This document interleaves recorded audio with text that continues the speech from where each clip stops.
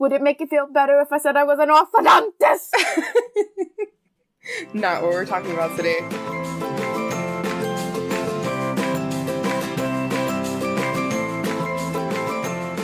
Dear listener, today's going to be a good day, and here's why. Because today we are traveling to Paris and talking about Moulin Rouge. I'm Becca. And I'm Eni, and this is Sincerely Us, a podcast for the casual musical theater fan. Hi, Becca. Hi, Eni. How are you? Good. Have you been hit by the hurricane yet? It looks like we are out of the... I'm not even going to say that out loud. No, we have not been hit by a hurricane yet. It does look like we're gonna not get hit with the worst of it, at least. We still will probably get like tropical storm winds and storm down here, but nowhere near as bad as what the Bahamas is getting hit with right now and what more of like central and northern Florida coastline is gonna get hit with. They're saying it's not even gonna hit like land at all, at least the center of the hurricane. Eye of a hurricane, there is quiet. For just a moment. Anyway, yeah, so I'm here with a bunch of food in my house, ready for a hurricane that's not coming. But they already have another storm that's forming off the coast of Africa that has like a 65% chance of actually becoming something. So yay me! Yay! So I obviously will not be hit by the hurricane. I'm all the way up top, and I feel comfortable saying that. However, I have some really sad news. What? My plant Audrey 3 died. How? Isn't an aloe a type of cactus? I don't know. How do you kill a cactus? I don't know. It like rotted at the root. I don't know. I have to Google it. I discovered it this morning. You killed your plant. Yeah. That's what happens when you leave for 2 days and no one to take care of it. Well, you said it was a cactus, so I should have been able to leave it. It's like a cat. I mean, I agree, but I don't know how you killed your plant. I'm not there to assess the situation. I think I can, like, just replant it. Like, I think... Because it doesn't look dead. It's just not in the ground anymore. Oh, my God. So, I don't know. I'm sorry for your loss. Okay, so before we get into Moulin Rouge, there's something that we talked about implementing into our podcast. It's something that I already do.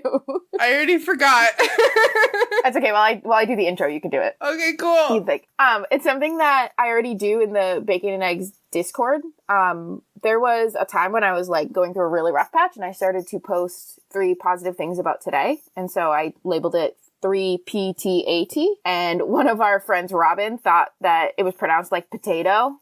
Like 3 potato, and so now we just call them potatoes. But the potatoes are 3 positive things about today. But since we're weekly, we can even do like 3 positive things about this week. So do you want me to go first? Yes, please. Because I'm totally not writing this down right now. I came prepared, I promise. One of mine is that I just went to Boston and saw one of my really good friends, Bree. And we went to the New England Aquarium. And it was awesome. I went on a train, which is like one of my favorite things to do in the whole world. I love public transportation. My second one is honestly that we're recording right now. That's always a positive thing about my week. And we're recording an episode after that. So we're just going to put that into one. And I had 2. Let's think of one more. Today's Labor Day. And while I always have Mondays off, I get to have it off with other people because no one ever has Mondays off. So they're like other people that have the day off around me, which is nice. So yeah. Okay, I'm ready now. Okay, I'm I have my 3 potatoes. Okay, so my first potato we kind of already talked about. It's the fact that we're kind of getting avoided by this hurricane because while I have technically survived a hit from a Category 5 hurricane, I was only a year old and I don't remember it. And basically everyone around me loves to scare me about it. So I am thoroughly scared of very high intensity hurricanes, as everyone I feel should be. So I've been very, very stressed out about this whole hurricane thing all week. And the fact that we're kind of out of the cone of concern, which is what they call it, is definitely a positive thing that is happening to me as we speak. My second positive thing is that one of my best friends in the entire world, Felix, who lives up in West Palm Beach, came down because of the fact that West Palm Beach is still in the cone of concern. So he came down to stay with his parents who live like 2 blocks away from me. And we've spent the entire weekend like hanging out, and I haven't seen him in like 2 months. So it's been great to spend time with him. And that's awesome. And then my third potato, now I want French fries. My third potato is that Becca is going to be here in 20 days. I forgot. 20 days is like nothing. I'm so excited. Yeah. It makes me so happy. Yeah, it was 3 weeks yesterday. I know. That's 21 days. And then today is 20 days. Oh, but that's how countdowns work. Feels crazy. Like 20 days feels like so much longer than 3 weeks, even though I know it's not. 20 days doesn't, like, I don't know. It seems like nothing. And it is nothing. It's like 2. Considering we've been counting down since like 180 days. Have we? I feel like we were in the 200s when we started counting down. Maybe, because we planned this in like December. We did. So maybe not the 200s. Because that's... High hundreds. High hundreds. Yeah. How many days are in a year? 365? Maybe. I don't know. We've been doing more than half a year. It's not important. The point is that we've been waiting to have this trip for a very long time, and I'm very excited that you're coming to Miami, and then we're going to go to Disney, and there's not going to be any hurricanes at all. I'm just putting that out in the universe. Thank you for knocking on wood. I hope your desk is made out of wood. It is. Okay, good.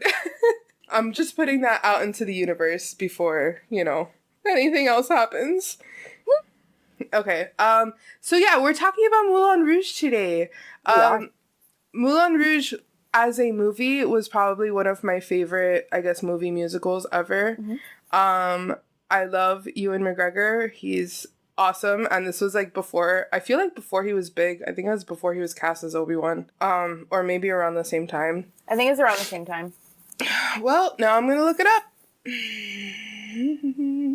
Isn't Moulin Rouge a 90s movie? Is it? I don't know. We always do our research live. Yeah. This is great podcasting. Moulin Rouge came out in 2001, and episode 1 came out in 1999. So, no, he was already Obi-Wan Kenobi. But Obi-Wan and his character in Moulin Rouge are so different. Well, yeah, that's how acting works. Oh my god, but I meant that, like... Thank you. Thank you for that class in acting. Yeah, like, it's... up till then, he had done, like, Train Spotting. He was in... What was that movie? That, like, super sci-fi movie? I know you have no idea what I'm talking about. I don't watch movies. Was he not in that? Am I just making that up in my head? Probably. Yeah, I'm just making that up in my head. Oh, okay, cool. It's fine. Never mind. Actually, no, that was just a lot after. That was in 2005. Never mind. Okay, so, yeah, he'd been like kind of like an action-y guy. And he was, Obi-Wan Kenobi. And then all of a sudden he comes out in this like musical movie. And it was amazing. And I loved him. And now it is a Broadway show, and Aaron Tveit is playing whatever the main guy's name is. What is his name? Wow. I am just not ready for this, am I? Christian is his name. And this past Friday, the cast album came out, and I've been listening to it all weekend, and I love it. And I know you already have opinions, so we'll get to them. But yeah, I think it's a great album, and I'm really happy. I don't think this is a cast album where, like Hamilton or Hadestown, that you can kind of follow what's going on because of the fact that they use popular music. Like, it's basically all popular music except for like 1 or 2 songs. Except for like Come What May, which like comes from Moulin Rouge before, so so it like counts. No, it doesn't. It does not count. I mean, it's still a cover. It doesn't count. It's not like Bad Romance by Lady Gaga, which is definitely on this cast album. Okay, so yeah, maybe like one or two songs. So yeah, I don't think this is something that you can like, oh, I can definitely tell you what's going on in this story because of this cast album, because of the fact that they use popular songs to tell you what's going on, so you don't really know what's going on. But I have seen the movie. Becca, you've seen the movie before, right? Yeah, like once. Once? Yeah, I went to school for theater. There was a day where someone found out that I hadn't seen Moulin Rouge or Rocky Horror Picture Show, and so I watched them back to back because I was forced to in a group of theater kids. That's a weird combination of movies. Well, they're both like cult classics. Like they are. have the same kind of following. That's why. And they're like typical like theater kid entertainment. So you didn't watch this until you were what, in college then? Yeah. And I was like 18. Wow. I doubt I saw it in 2001 because I would have been like in second grade, third grade-ish.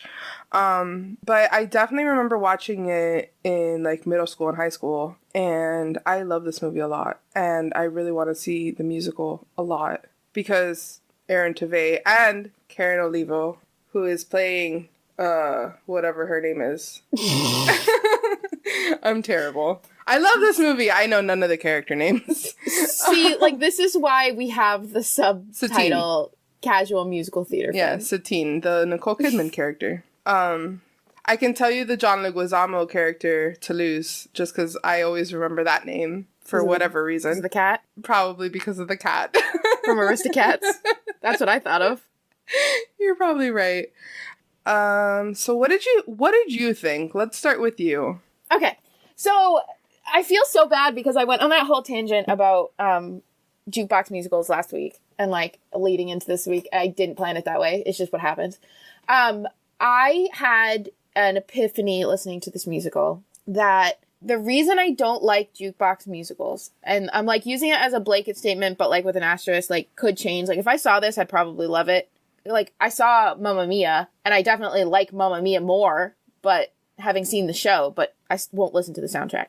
But I think it's my pretentious theater fan coming out when I think of jukebox musicals. I know. Because in my head, jukebox musicals are on the same level as Glee and Pitch Perfect, which are two things that I love, but I don't think they should be musicals. It's because I'm not a huge cover fan. Like I love what Glee did and I love what Pitch Perfect did, like how they like covered all of the songs, but I don't know how to explain this. Like I think that original music is a lot more powerful and a lot better than just covering songs and putting them into situations, if that makes sense. I can understand what you're saying. It's a better storytelling tool for the song to match the story versus trying to get the story to match the song. Right. And I honestly think it's just because the first musical I ever did was Back to the 80s, which was a jukebox musical. But I think that it's just me being pretentious.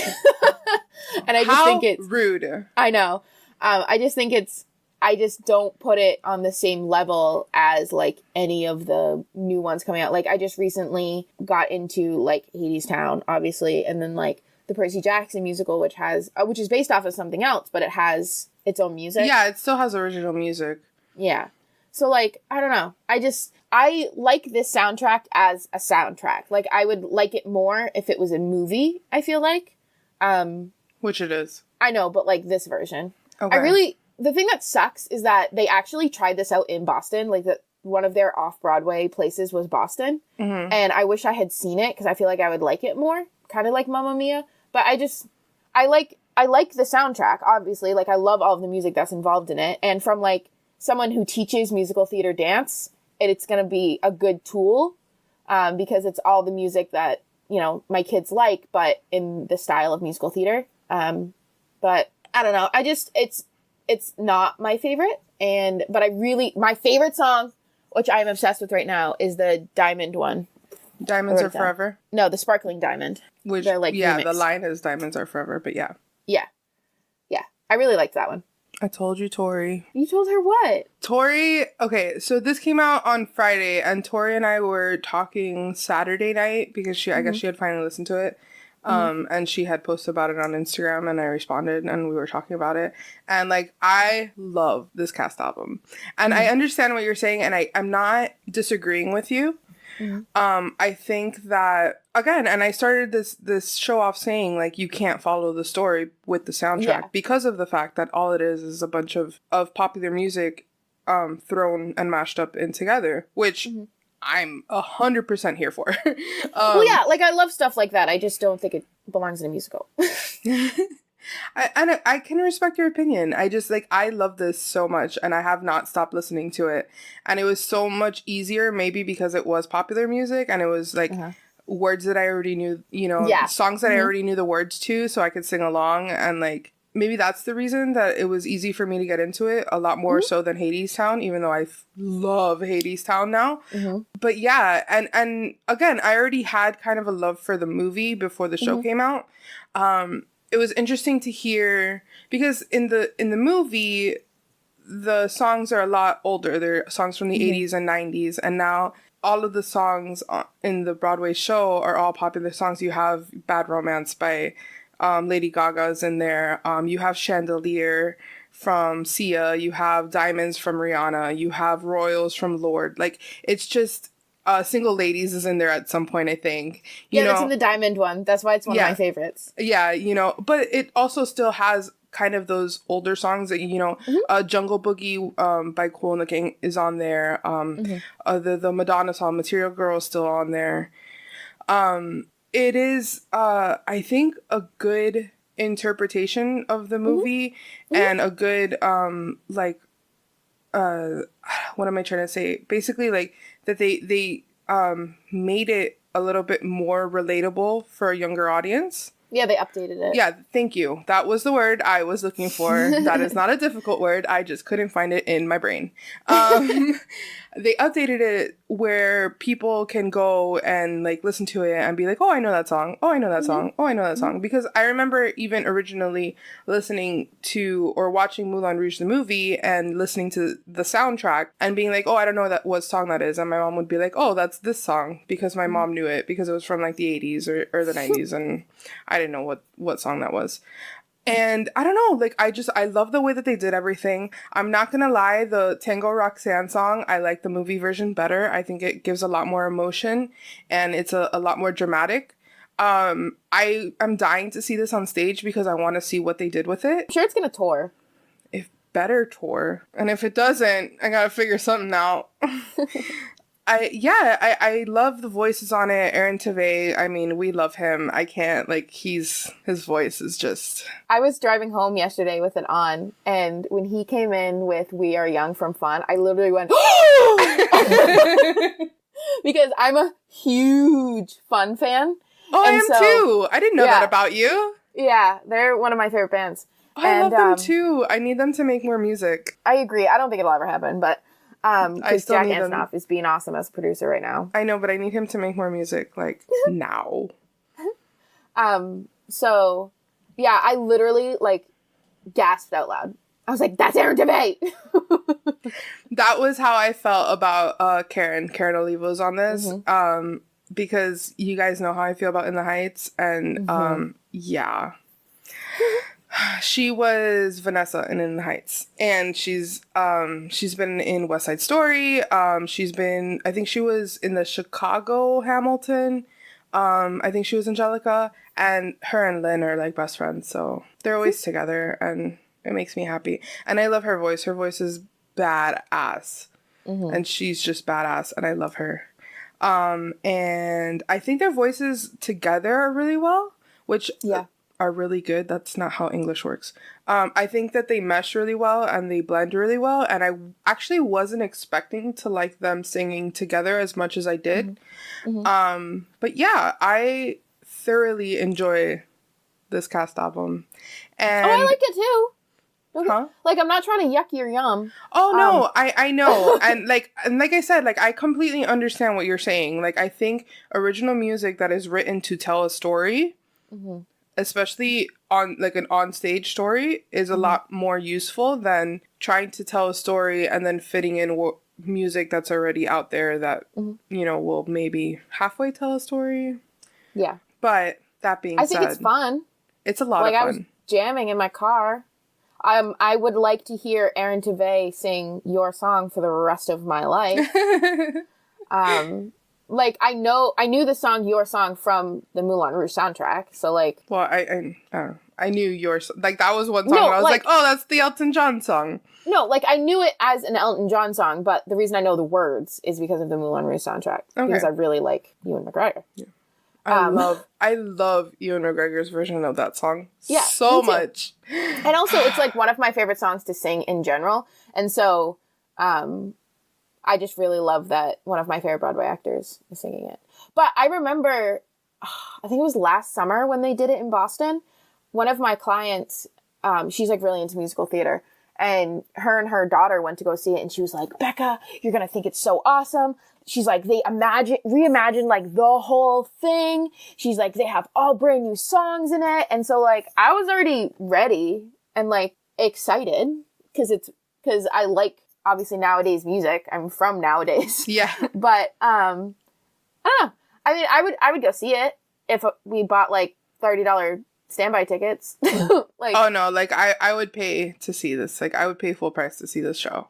Yeah. Especially with Aaron Tveit and Karen Olivo. And I will probably, like, if I'm not able to see it in New York, which, let's be real, I probably won't be. When it tours, like, I will pay the full price to go see the show when it's in Miami. The movie was such a big part of my childhood growing up. Like, it was one of the first movie musicals that my brother and I ever agreed on. So it wasn't me trying to sit there and watch a movie musical or some sort of musical something, and my brother, like, trying to turn the TV off because he was annoyed that I was watching it for the billionth time. It was us, like, watching it together, and, like, my brother, who is the most tone-deaf person you'll ever meet in your entire life, like, singing at the top of his lungs, pretending that he was Ewan McGregor. And he'll probably kill me for saying this, but it's fine. And that, in and of itself, just makes it a super important thing to me. So when they said that they were doing the show, like, I told him, and my brother's 30 years old, like, he has a kid, like, he's a full adult at this point, and he got so excited. He's like, is it coming to Miami? Are we gonna go see it? Like, and it was just, like, one of those things where I was like, okay, cool. So he still likes it, and I obviously still like it. So if it tours, like, we're definitely gonna go see it. And I sent him the cast album when it came out, and he skipped straight to the Tango Roxanne song because that was, like, our favorite song to, like, half perform in our living room in our PJs. And he's like, it's different. It's definitely different. I'm not mad at it, but I still prefer the original, and I feel the same way. But I think he's listened to the whole cast album. I'm not sure yet, but I told him, I'm like, it's really good. I really like it. And it keeps that same feel, like, even though they basically changed all the songs, it keeps the same feel as listening to the soundtrack from the movie. So I can kind of, because I know the movie, because I know what happens in the story, I can kind of, like, figure out what's going on based on the song that's playing. But yeah. I don't know. I really liked it. I liked it too. I think it's really fun and upbeat. And like I said, this is probably going to be the warm up for all of the next month of me teaching dance classes. Like, all of our warm ups will probably be to the soundtrack, just because I always have such a hard time finding, like, an upbeat musical theater song that's not inappropriate. And this show isn't inappropriate by any means. Yeah. And so, I mean, it's a little inappropriate. She's definitely songs aren't, though. I know, but she's definitely a prostitute. Yeah, but the songs are. They don't need to know that. Like, she's definitely a prostitute. It's fine. Okay. I liked the Elephant Love medley more than the other one, which is funny because Silly Love Songs is one of my favorite love songs of all time. But. It's one of those things that I like, and it got, like, the Aladdin treatment for me, where I'm just comparing it so hard to the original that I kind of nitpick all the flaws. I definitely listened to the whole cast album again last night, like, in preparation for recording this morning. And I was like, I'm just going to listen to it. I'm going to pretend like I don't know anything. And yes, the Elephant Love medley in this one is phenomenal. Again, it's updated. You know, there's different songs in it, but Aaron Tveit's voice is just insane.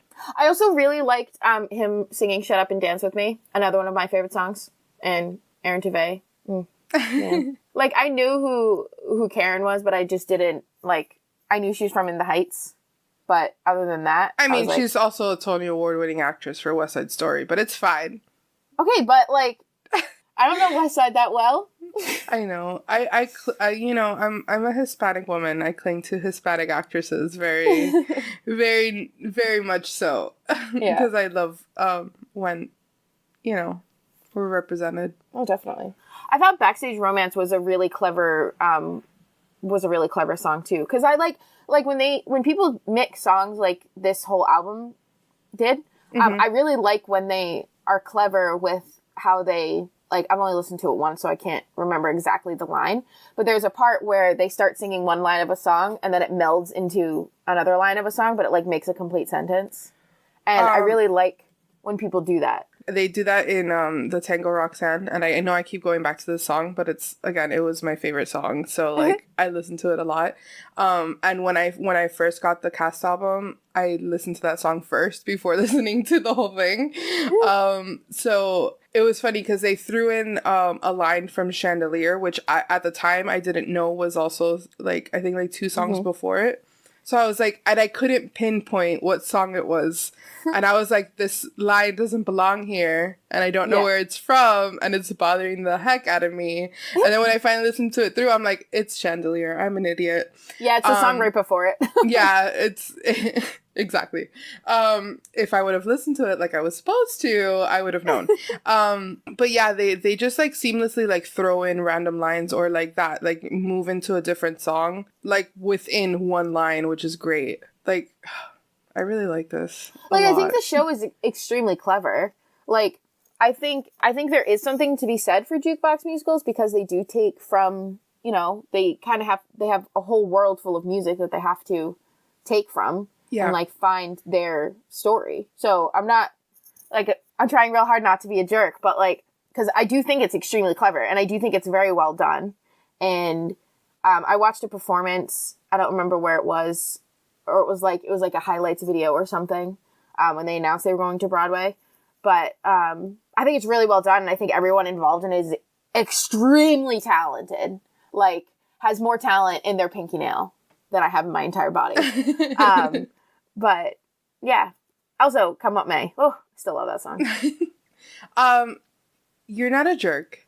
Everyone has their preferences. I get it. And I am such a fan of the jukebox musical. Like, I love Mamma Mia. I love this. I love Rock of Ages. Like, Rock of Ages is one of, like, my favorite shows. Just because I feel like all of those, maybe not so much Mamma Mia, but, like, Moulin Rouge and Rock of Ages, like, those two are such upbeat shows, and they're just happy. Like, and even though this kind of ends sadly, like, I feel like, and there's a lot of emotions in this show. Like, it's just such a high intensity, high energy show. And I love it. I love it a lot. I'm so happy we're covering this. Okay, what other song do I want to talk about? Oh, you said Come What May. Yeah, Come What May, like, holy crap. Like, both of their voice, I think that's the song that I was, like, thinking of the most, like, when they sing together. It was perfection. Their voices blend together so well, and they completely nailed it. And I was not mad at it at all. The Duke in this one, like, the introduction of the Duke is different. And I feel like his character is a little bit different. It's very much, like, I don't know, he seems a lot more conceited and more, like, just in your face. Yeah. Than the movie version. At least that's what I got from him performing, which I don't even know who plays the Duke in this. I'm such a bad person. I really, I know we're kind of all over the place, but I really liked the first song, Welcome to the Moulin Rouge. I think that was a really good way to open up the soundtrack. That's the one that they actually, like, bring in Lady Marmalade, right? I loved that. I love that song. It's just one of those songs. I have that song and Young Survivor by True Survivor. Oh my god. I think it's just called Survivor by Young Jeezy. Another one of my favorite songs that I just like are so outside of the music I listen to, but I'm just like obsessed with those specific songs. That's so weird. I know. I was like, by who? Young Jeezy.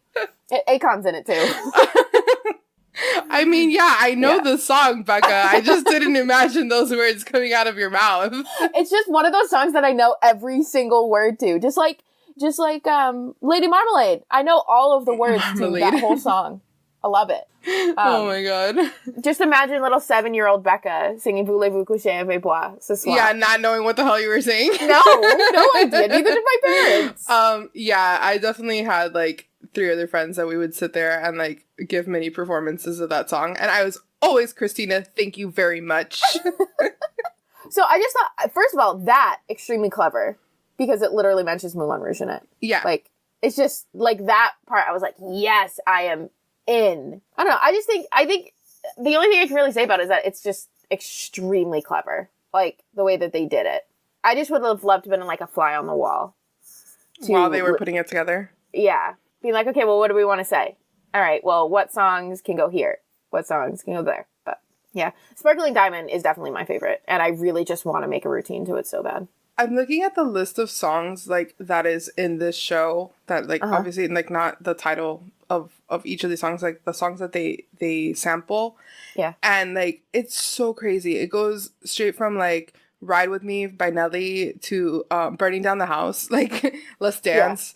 Yeah. And then like it even has Amores Como el Nuestro. The bum bum bum bum ba da da da da da da. That when that played, I was like, "Whoa!" Yeah, I was not ready for that whatsoever. And it's just raise your glass and shut up and dance. We talked about. Mm-hmm. Wow, Firework. How did you feel about Firework? I don't even know if it's called Firework. Is an interesting song for me because during a really rough part of my life, all I listened to was Lea Michele singing Firework, just like sobbing in my room. Yeah, I can relate. I can relate so hard to that, but go ahead. I just love that version of it. And so when it came on and it was like slower and like, I don't know, it was so different that I was like, I was into it, obviously. Okay, so my sample was obviously the original Katy Perry, the Lea Michele from Glee, and then now this one. And I remember originally when Lea Michele covered it on Glee, I wasn't super into it. Yeah. Just because it's different. I mean, everyone's gonna sing a song differently. It's never gonna be like a carbon copy of an original, unless that's what you're trying to do.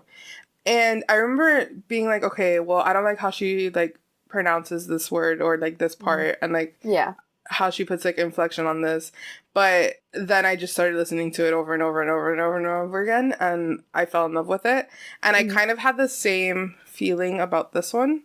That I was just like, okay, I mean it's Katy Perry's Firework, like it is what it is. And she gets into it. Her voice is amazing, so I can't say, like, it's not like she's not talented enough to sing this song because she's way more talented than Katy Perry, in my opinion. I just, like, there was a couple of, like, parts where she, like, put an inflection differently and she changed it. And obviously, again, everyone's going to do it differently and it is what it is. But the more I listen to it, the more I like it. But it definitely was kind of, like, the weaker songs for me. But again, Karen Olivo's voice is, like, insanely good. I definitely like it more when they mix songs than when they just cover a song. Okay. I feel your song. Yeah. I mean, I love your song, obviously. But I like it more when, like, I'm just going to keep talking about the Sparkling Diamond is the best one. Like, I just love how they, like, moved in and out of it so well. And also, I love Diamond's a Girl's Best Friend. Like, that's another one of those songs where I'm just like, yes, I love this song. Which I think comes from, when I was little, one of the, like, highest level team at our studio did Diamonds Are a Girl's Best Friend as like a routine, and I think that just like now in my head it's like elevated to be the best song. But I don't know, I just keep saying it, but I just think it's so like the whole show is just very clever. I think it is too, and I can't wait to watch it. Like, I'm going to see it at some point, whether it's, you know, in New York or here in Miami or on a bootleg. I will watch the show. And I can't wait to do that. I don't know what else to say. I think everyone should listen to it. You're definitely gonna find at least one song that you recognize. Yeah. At least one. Mine's more which songs don't I recognize. Oh, fair enough. It's way less than the songs I do recognize. But I agree with you with what you were saying before about how it's easier to get into this soundtrack because you know all the words. Yeah. It's also not 2.5 hours long. Oh, yeah, that too. It's, only... Not a lot. An hour and 10 minutes, and it's 19 songs. So, yeah, it's not a 2-hour cast album. It's only a little over an hour, and it's very easy to get into it because you already know half the songs because everyone knows at least half of the songs that are sampled in this cast album. Oh. When they did... You can't always get what you want. I am a huge Stones fan. Okay. I thought you were going to go back to Glee again. I was like, oh, God. No. I am a huge Stones fan, just because my father is. And so the second I started hearing, was it Aaron singing it? One of them. I literally was like, oh my God, they're covering my favorite Stones song. I didn't know you were a Stones fan. My roommate just saw them on Friday. Jealous. Yeah, it was already rescheduled because he was supposed to see them earlier this year, and I think one of them had heart surgery or something, or some sort of medical issue. Yikes. So they rescheduled it, and then they rescheduled it to Saturday, and then it was like, oh look, there's a hurricane coming. So then on Wednesday he got an email that they rescheduled the concert to Friday in anticipation for the hurricane, and it was an outdoor venue. It's where the Miami Dolphins play, the Hard Rock Stadium. Yeah. And so it's outdoor, and it rained the entire time. And they had people, because they're getting a little old. So they had people mopping down and with towels on their hands and knees, cleaning the stage off. He was telling me, because they were I'm like, yeah, you can't have any of those guys slip and fall. No. That would be bad. My dad has this joke that at the end after the apocalypse, the only thing that will be left are Twinkies, cockroaches, and Keith Richards. Probably. He's that man will still be playing. I don't know how he's still alive. I don't know how he's still I don't know how any of them are still alive. They've been a band since 1964. That is a very long time. That is 2 years less than Spider-Man has been around. Spider-Man came out in 1962, and they've been a band since 2 years after that. Blows my mind.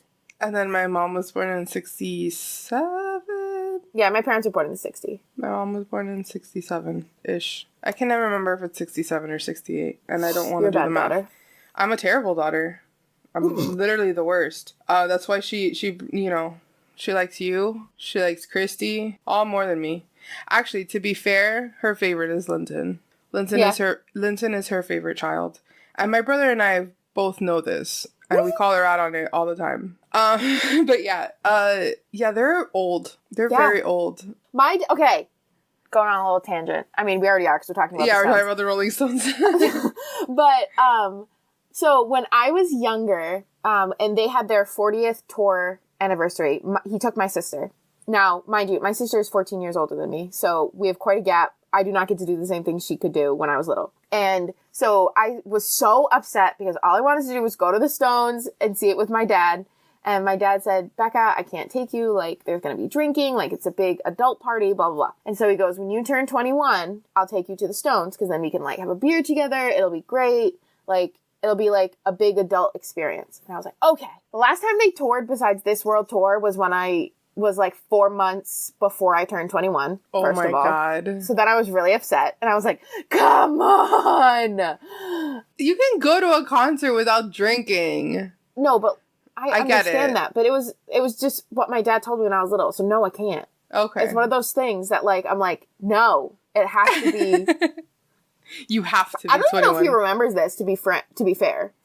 And then I just missed this world tour, this, tour that they went on. I just didn't know it was happening until they were already in Boston. Well, you need to, kind of follow them, because I feel now. They're gonna stop touring at any point, Yeah, but I'm sorry. Stones.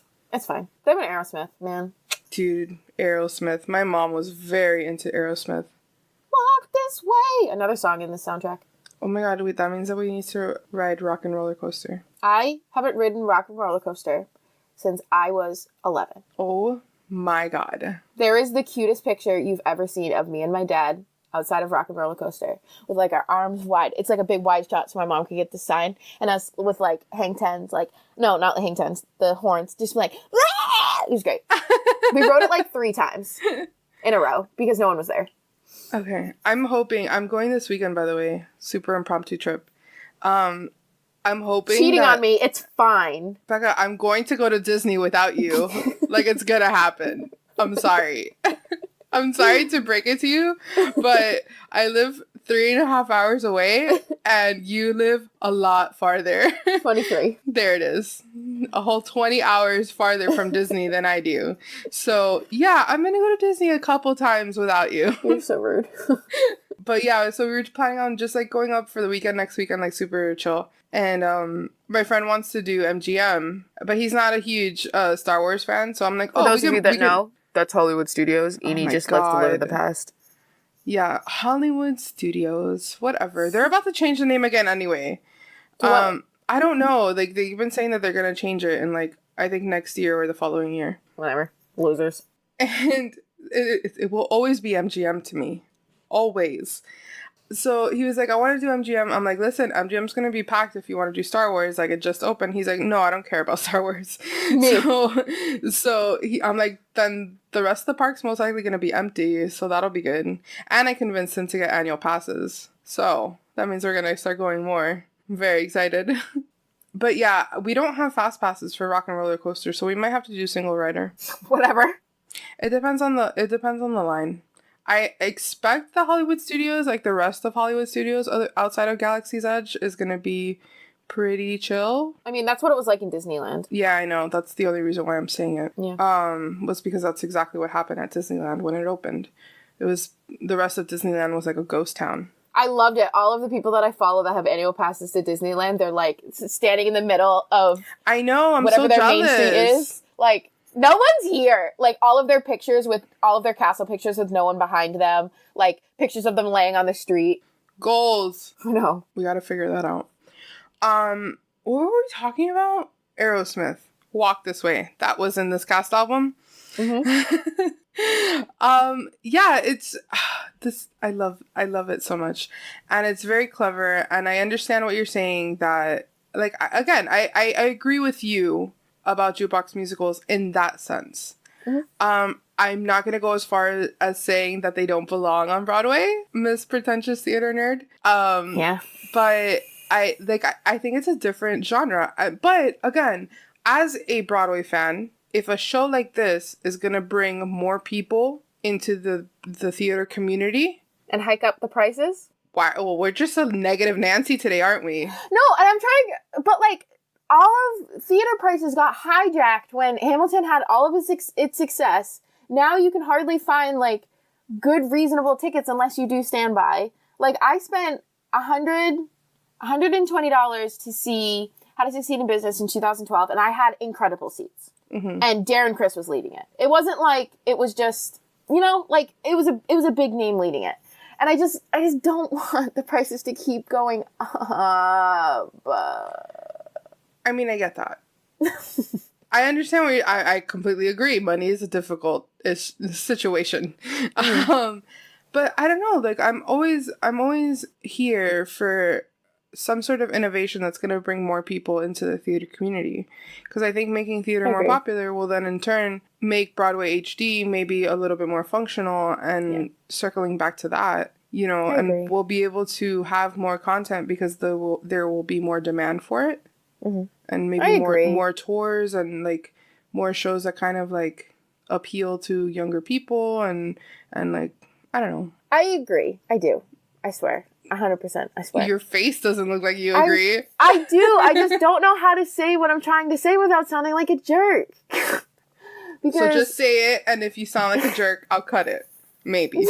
No, you won't. Because Because I literally tell you, if I don't specifically say don't cut it, you can keep anything in. Okay, but I'm telling you, like, say what it is that you're trying to say, and if I think you're sounding like a jerk, then I'll cut it. It's not that I don't think they belong on Broadway, because I do. I don't think they should be up for awards. Because for the same reason that I don't think covers of songs should be able to win a Grammy, I do not think that this should be able to be in any sort of Tony that has to do with songwriting. Okay, as long as you're specifically talking about songwriting, yeah, the rest is fine. I can get behind you on that. Yeah. I don't think the show itself should just be like blacklisted from getting a Tony nomination. Because there's a lot more that goes into it. But yeah, like this can't win for songwriting. Like, not that it can't, like I don't think it should. But I agree with what you're saying, and I don't think you sound like a jerk by saying that. I'm just gonna be really mad if this like wins a ton of awards for the same reason that you and I have spoken about before offline. Like when, you know, Hamilton swept the Tonys, everything from that era got ignored. You know, like even thinking about even Hadestown this year won 8 Tonys, and a lot of the other stuff got ignored. Like, I just am afraid that this is going to be another one of those situations where because it's real, well, Hadestown wasn't really popular, but you know what I mean? Like, because it's really popular, it's just going to take away from everything else. Like, I don't think, it just makes me nervous. Like, as someone who is literally catching up to the shows that came out during Hamilton, like, I'm trying to actively listen to other shows that don't just win Tonys, like Be More Chill, like The Prom, because they didn't win any Tonys. I'm trying to actively look for other shows that aren't getting all the attention. Like, I think they're getting attention because I'm in the, you know, millennial theater community. Yeah. But as a whole, they're not getting attention. And I'm just afraid that this is going to be another one of those instances, like when Music Man comes back, that we're bringing back all of these things and all of this original content isn't getting anything. Speaking of Music Man. No, listen, Music Man can just heck right off. We are fighting. So I read the news that Beetlejuice is going to have to leave because yeah, they're trying to find a theater transfer, which is like next to impossible. Yeah. If not, it's just going to be like taken off Broadway to make room for Hugh Jackman's Music Man. I just like, I read that and I got really sad because like I've and heard you instantly knew my feelings? I know. I'm not blaming Hugh Jackman on it though. It's not Hugh Jackman's fault. I just don't like Music Man as a show to start with, and then Hugh Jackman is leading it, and then they're taking out like Beetlejuice is based off a movie, but it's not a revival, so it's original content. And I'm just so angry. I know. I was perfectly fine before we started recording. Oh my god. Just there are. I'm mad about all of these revivals because of all of these hardworking and talented songwriters that are not getting the credit they deserve because of all of these revivals. And I really like this soundtrack. I do. I like it a lot, actually. Way more than I thought I was going to. Even though it doesn't seem like that, I swear. But I do. Mm-hmm. It's how I feel about, like, television, too. I'm just sick of all of these things coming back. Like, she says having fallen in love with the live-action Aladdin and Lion King. I didn't fall in love with Lion King. Mm-hmm. I think that the Aladdin is better, but that's because I like live action more. But I don't know. So we're bringing this back to Percy Jackson. I follow I was waiting. I have like a little ticker counting the minutes to see how long it was gonna take.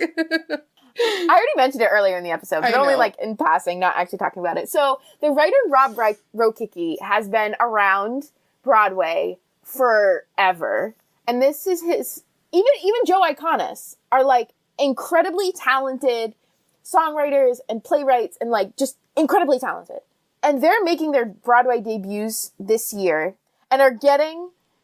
What you can't see is that I'm literally pounding the table and Edie's telling me not to. Please, like I need to edit this.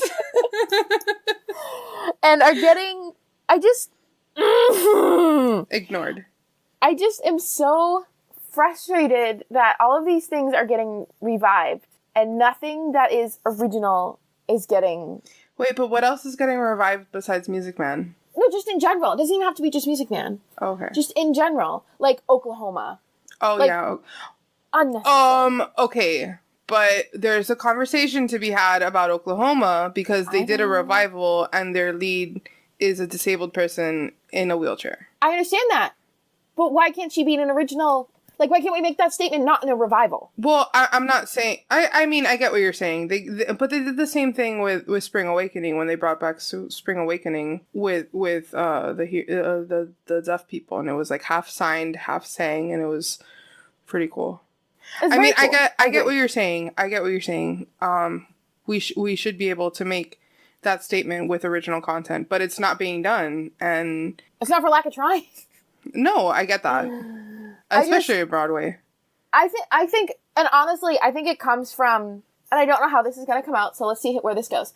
I think it comes from, like, Hollywood right now is redoing everything. Like, the rise of Stranger Things is just going back to nostalgia from the 80s. Mm-hmm. Like, a ton of Disney Plus shows are just redoing stuff from, you know, our childhood. Like, there's going to be a Hilary Duff show. We don't need a Hilary Duff show. Lizzie McGuire. Like, I love Lizzie McGuire, but we don't, like, they redid That's So Raven. No, like, I get that. No, they did the Girl Meets World, they did That's So Raven.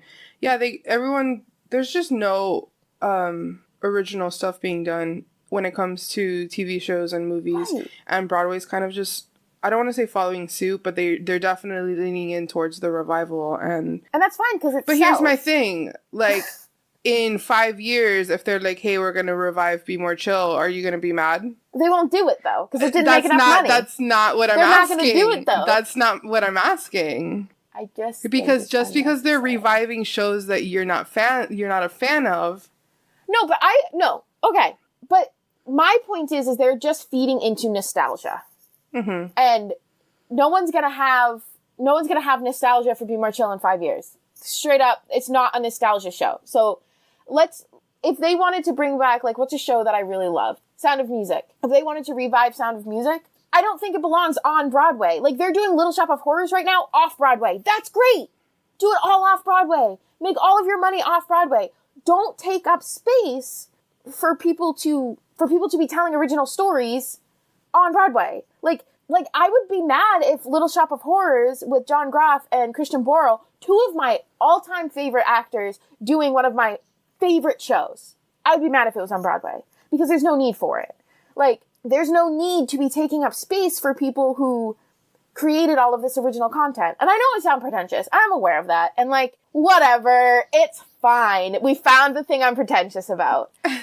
But like, I just think that we need, as like a species, I guess, we need to stop feeding into things that have already happened and keep moving forward.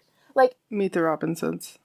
Yeah. Sorry, I needed to do that real quick. No, I'm not disagreeing with you at all. I'm not. Yeah, I don't think you are. I'm just making a statement. I know. I'm not disagreeing with you.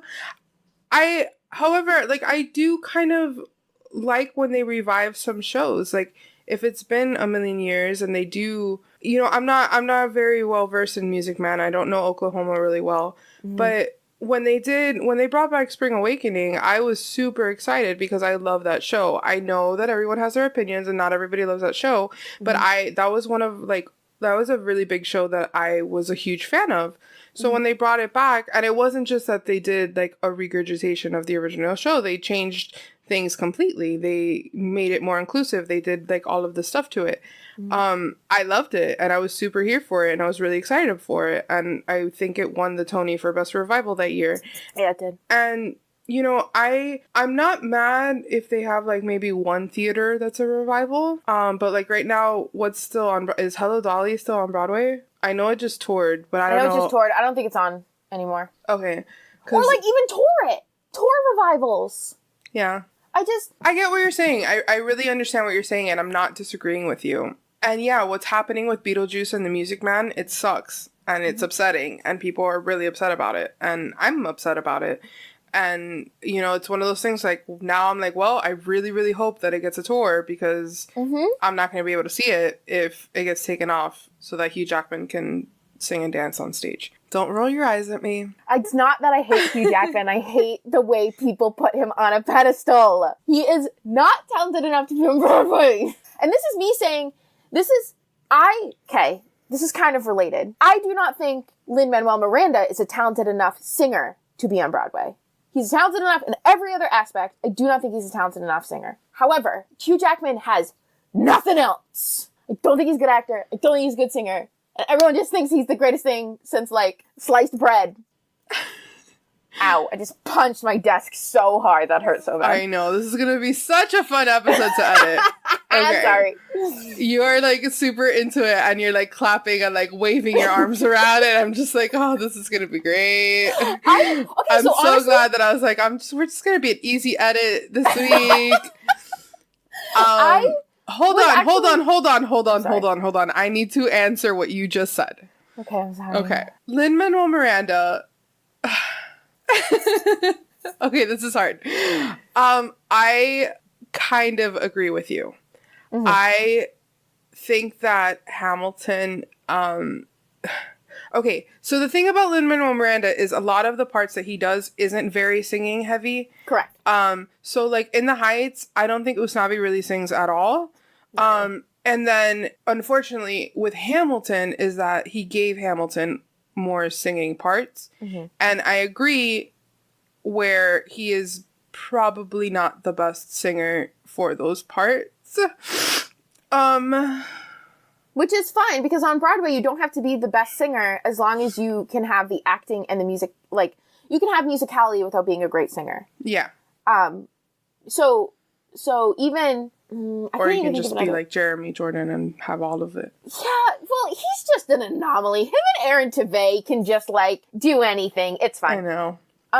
But if you have, like, the musicality or the charm or the acting skills like Lynn has, I think that's okay. Like, I don't think you have to be an incredibly talented singer in order to be on Broadway, but I think you have to be incredibly talented. Yes, I agree.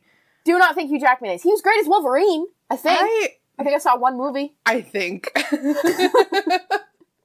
I don't want this to be... This is just... These last couple episodes have just been me hating on stuff. And I promise I'm usually not like this. I'm so glad that we picked this episode to start the positivity in the beginning. Oh, yeah. Positive things about today.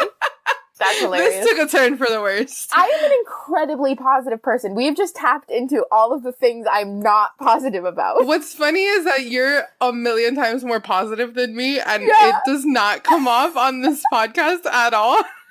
Like, at all. It's because you're like, so what are your thoughts about Cats? What are your thoughts about Hugh Jackman? What about jukebox musicals? I'm like, you're picking the one things I don't like. Like, no, but even, so, relating it to Cats, even if there was a show like Cats that I don't like, I would much rather that be on Broadway than another revival. When it came out, it was an original show. So even if it's a show I don't particularly like, is there a show on right now that I don't like? I can't think of any on the top of my head. But, like, there are shows that I don't like, but I still recognize that they're great shows. Yeah. You know? Like, I straight up don't like Cats. But that doesn't mean it wasn't revolutionary for musical theater. It doesn't mean Andrew Lloyd Webber isn't talented. Like, I just personally don't like it. But I would much rather have talented, original content. Please don't revive Cats. I hope there are Broadway producers. Phantom is on Broadway. You don't like Phantom? Yeah. And you know what? I recognize people love Phantom. I recognize that it is a very meaningful show for people. There are a lot of people that don't like Dear Evan Hansen. Like, and I am obsessed with Dear Evan Hansen still 2 years later. Like, I recognize that. And that's fine. Like, I would much rather have an original concept. Like, High School Musical, one of my favorite musicals of all time. Not exaggerating, changed my life when I saw it at my local theater. If they were like, hey, we're going to revive High School Musical, I'd be like, no, the heck you're not. I mean, they are. They're doing a show, but it's fine. Yeah, but that's not about the musical. It is about the musical. It's about casting the musical. I understand. I'm just messing with you. I'm trying to get a laugh out of you because you seem to be like on this like just war path, and I'm just trying to make it like and funny, I'm not guys. even mad at like the audience. No, I am mad at the audience. I'm not really mad at the producers. Because... Well, it's been nice knowing you guys. Not our audience, like okay. Broadway audiences. Which, our audience is great, hopefully. They're probably going to come at me, but it's fine. I am mad at the audience because they're showing Broadway producers that the only thing that's going to make money is revivals and nostalgia. I just want more shows like The Prom. And I don't even really know The Prom. It's another cast album we have to listen to. Yeah, I agree. And it's great. From the songs I've heard. Okay, well, here's the thing, is that, does this fall into that because it was a movie and now it's a show? Does Beetlejuice fall into that because it was a movie and now it's a show? Because we're mad that Beetlejuice is getting taken off, but the reason that people went to go see Beetlejuice is because everybody loves the movie Beetlejuice. Yeah, but I don't love the movie Beetlejuice, and I want to go see Beetlejuice because of like the sound of the show. Mm-hmm. And like the style of the show. Which is very similar to the style of the movie. Whatever. That's not... But, no. Okay, but again, you're saying that you're mad at audiences and this whole thing. But this is also an example of that. Maybe, but Moulin Rouge was a musical. Uh-huh. Beetlejuice was not a musical. It had some music in it, but no, it was not a musical. Yeah. They took a concept and made it into a musical with original songs. That's more what I'm going for. Because a lot of the shows I like are based off of other things. I get that. Like Be More Chill was a book. Like Percy Jackson was a series. Like, I get that. Even Hadestown is a Greek myth that I love. I get that. I just don't want it to be like, hey, this is a musical that was really popular. Let's just redo it.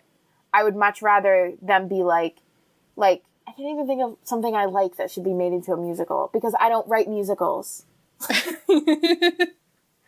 I had no idea. I don't write musicals. But that's my argument is like, where do you draw the line? Like, is it okay that Mean Girls is a musical? You know, like, shouldn't you maybe not do that because that's feeding into everyone's love of Mean Girls, of the movie. But it wasn't a musical. I understand that, but you're saying that you're mad at audiences for having a sense of nostalgia for something and wanting to have something revived. This is a form of a revival. It's a revival of the fandom.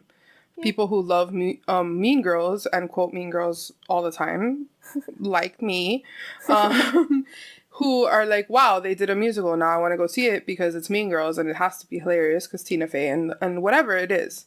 Mm-hmm. Instead of having that space open for something that is completely original. I would much rather have the latter. I would much rather have completely original. So you're just like drawing the lines at like that. So the fact that Hercules had its first performance yesterday, you don't want that to happen. You don't want Hercules on Broadway, even though I have like a recording of you saying that you're dying for Hercules to come to Broadway.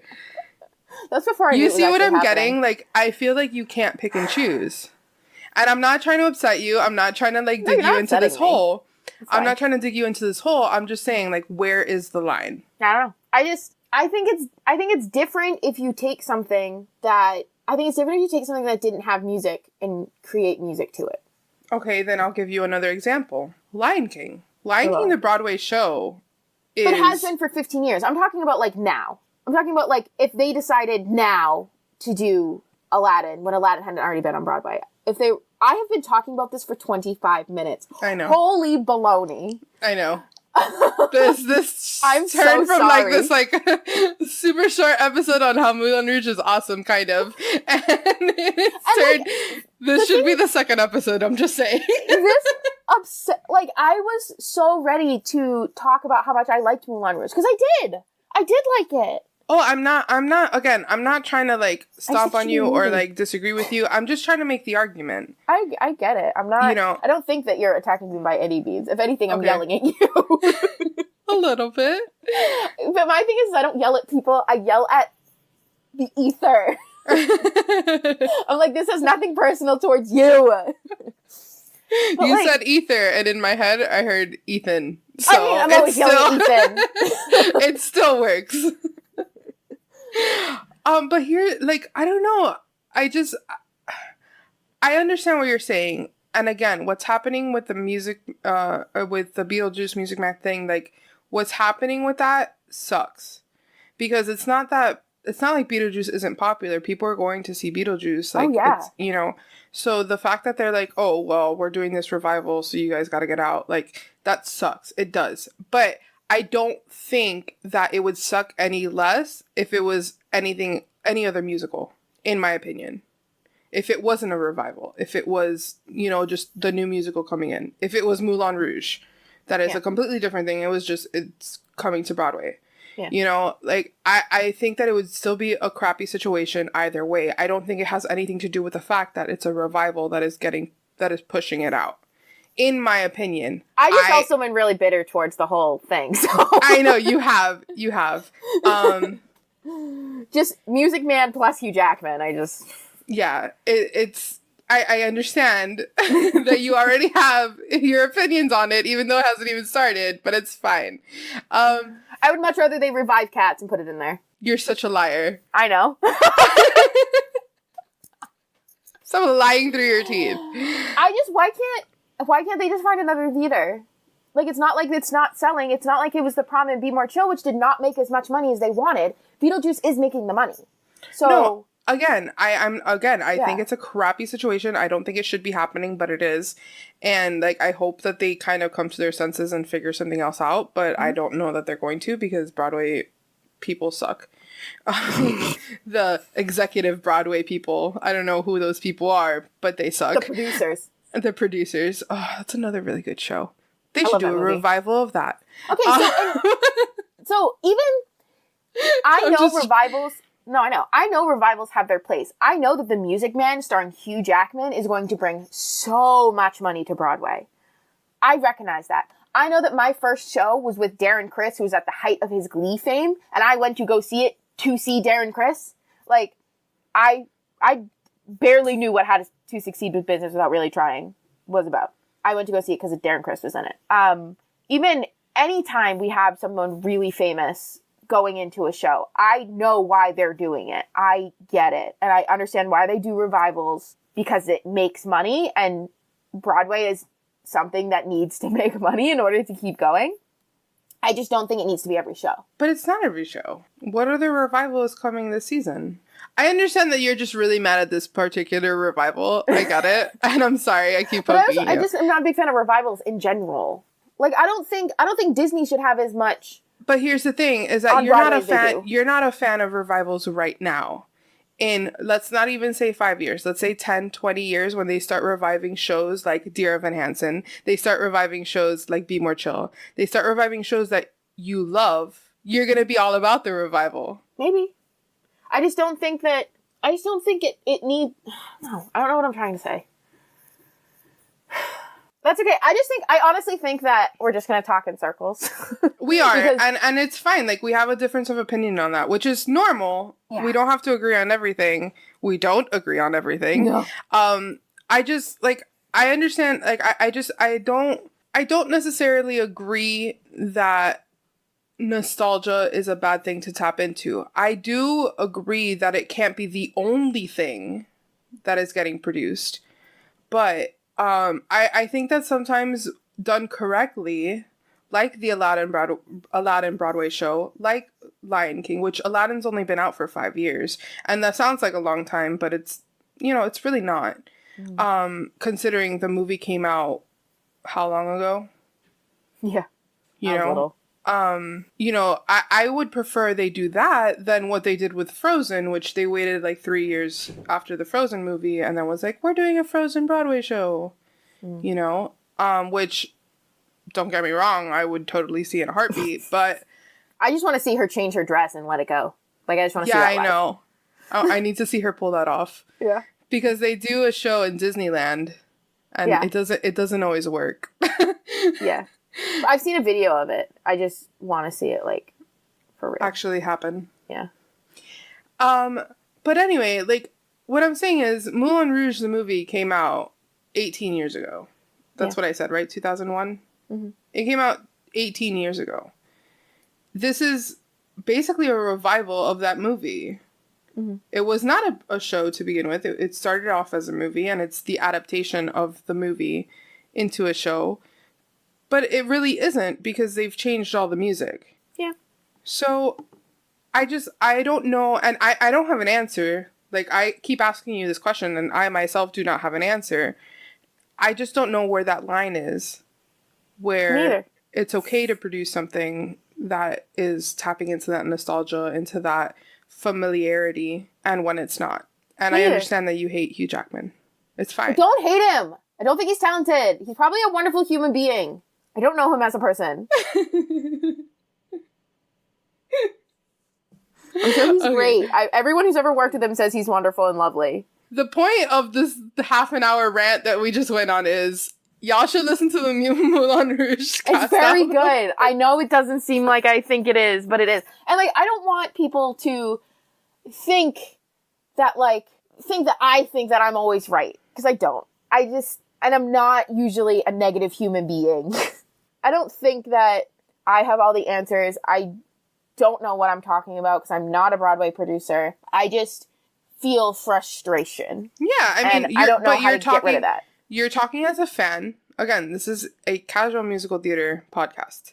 Yeah. We are not the end all be all. We don't have all the answers. I have no idea what I'm talking about half the time. But I mean, I think it's healthy to have these conversations, especially, you know, me and you having this conversation, like, as friends and as fans, like, because at the end of the day, we are fans of all of these shows. Maybe not The Music Man, maybe not Cats, but we are fans of this genre, this form of art, you know, and it's interesting to have the conversation of the specific aspects of, you know, well, I prefer this over preferring that, you know, and you can say that about any kind of art form, any kind of music form, any kind of movie form. You know, you have subgenres that people prefer and people don't. But yeah, everyone should listen to the Moulin Rouge cast album. It's awesome. And once you listen to it, because I know you guys are listening to me, tweet at us. Let us know what your favorite song is. The podcast Twitter and Instagram is @sincerelyuspod. You can tweet directly at me or DM me on Instagram @_eeny that's INYMEENY. My personal Twitter and Instagram is @BeccaEddows, BECCAEDDOWS. Our logo is by the beautiful and talented Synergetic Art on Twitter. And because we're covering Moulin Rouge, of course, the quote at the end of this episode, come what may. Sincerely us.